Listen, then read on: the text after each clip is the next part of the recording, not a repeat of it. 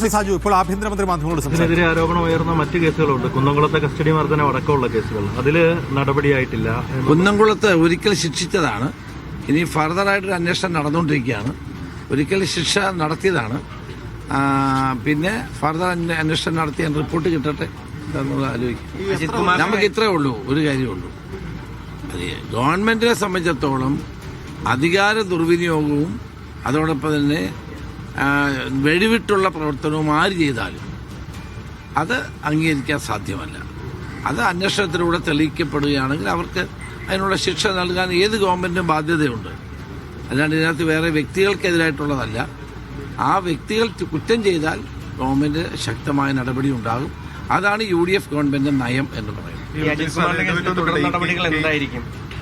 തുടർ നടപടികൾ എന്തായിരിക്കും അജിത് കുമാറിന്റെ കേസിൽ? സസ്പെൻഷൻ നടത്തിയല്ലോ.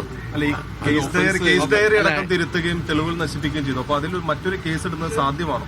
ഞാൻ അതിന്റെ മെറിറ്റിൽ ആര് പറഞ്ഞു? നിങ്ങളെന്നേ പറയുന്നു, ഞാൻ പറഞ്ഞില്ലല്ലോ. അല്ല, സാധ്യമാണോ? ഞാൻ പറയുന്നത് ഗവൺമെന്റിന്റെ നയം എന്ന് പറയുന്നത് വളരെ വ്യക്തമാണ്.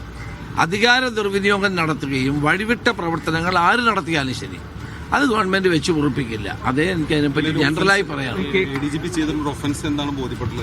അതുകൊണ്ടാണല്ലോ അന്വേഷണം. ഈ പൂരം കലക്കൽ കൂടി നിലനിൽക്കുന്നുണ്ട്. അതിൽ എന്തെങ്കിലും തരത്തിലുള്ള ഒരു നടപടി ഉണ്ട്? ഇത് കഴിയട്ടെ.